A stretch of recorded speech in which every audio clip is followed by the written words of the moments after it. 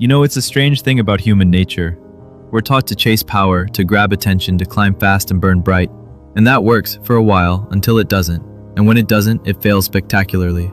I've seen it happen in sports, in politics, and especially in offices, where the quietest person in the room turns out to be the one holding all the cards, and the loudest voice ends up exposed and exiled.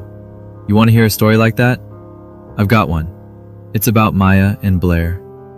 End of fire. I witnessed one such story unfold in a mid-sized tech company where I worked in the marketing department. We were a team of 20, filled with big personalities and bigger egos. Among them were Blair, our social media lead and resident queen bee, and Maya, a quiet designer who kept mostly to herself. Blair was everything you'd expect from someone on the rise. Loud, charming, relentlessly self-promoting. She networked like it was a sport and always made sure her name was attached to the biggest projects, even if she'd barely contributed.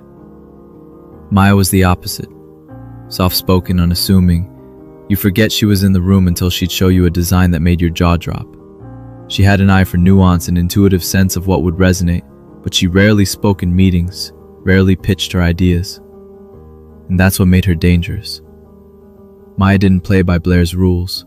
The first hint of this dynamic shifting came during a high-stakes pitch to a new client, NextGen, a cool AI startup with a reputation for bold, innovative campaigns. Blair, of course, volunteered to lead the presentation. She created a flashy deck, practiced her lines, and dominated the prep meetings. But when the day came, the client barely reacted to her polished performance. Then Maya, asked to quickly walk through the design concepts, rolled out a series of hand-drawn, emotionally resonant mock-ups, simple, powerful, human. The room shifted. The CEO of NextGen leaned in. Questions started flying. Blair was sidelined. That was the first spark. Blair was livid, though she hit it well. For the moment, she just needed a bigger fire for Maya to walk into. The next incident happened during our company retreat. Blair had organized a team-building storytelling workshop, clearly hoping to showcase her charisma. Each person was asked to share a moment when they'd overcome something difficult at work. Blair's story was rehearsed, full of humble brags and name drops. Maya went last.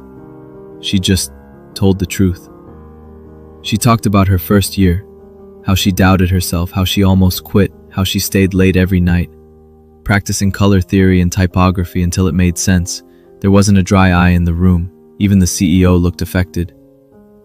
Blair smiled through gritted teeth and clapped louder than anyone. But something had shifted. People started going to Maya for feedback. Managers asked her opinion in meetings. Blair was starting to feel the heat. The situation escalated dramatically during what would be called the Innovation Challenge.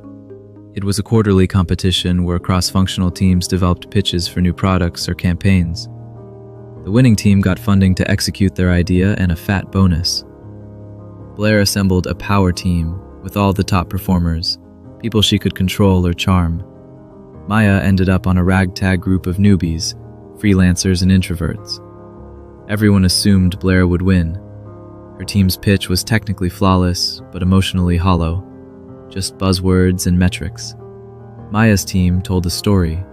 A simple, brilliant story about how the product could change one person's life.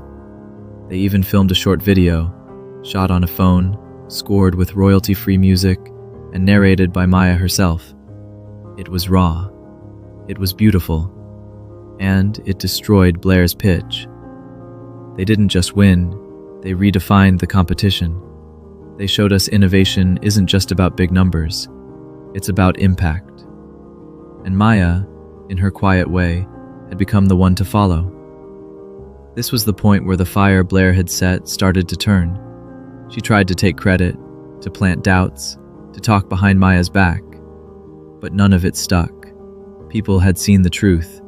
They'd seen Maya lead without ego, without games. Promotions were coming up.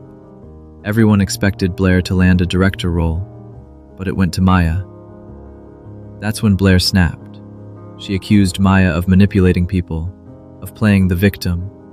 HR got involved. They launched an investigation, and it backfired spectacularly. Every interview HR conducted reinforced Maya's reputation as thoughtful, hardworking, and fair. Meanwhile, Blair came across as controlling and insecure. The report didn't recommend termination, but Blair's influence evaporated overnight. People stopped copying her on emails. Meetings got scheduled without her. She was still there, technically, but she'd burned through her credibility. Maya hadn't just survived. She'd turned Blair's fire into fuel.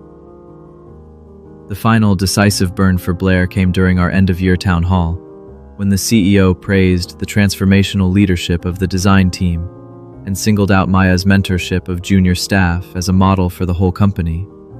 The camera cut to Maya, surprised and embarrassed, surrounded by beaming team members. Then it cut to Blair, sitting alone, clapping slowly, her smile stretched thin. I never saw her at the office again after that week.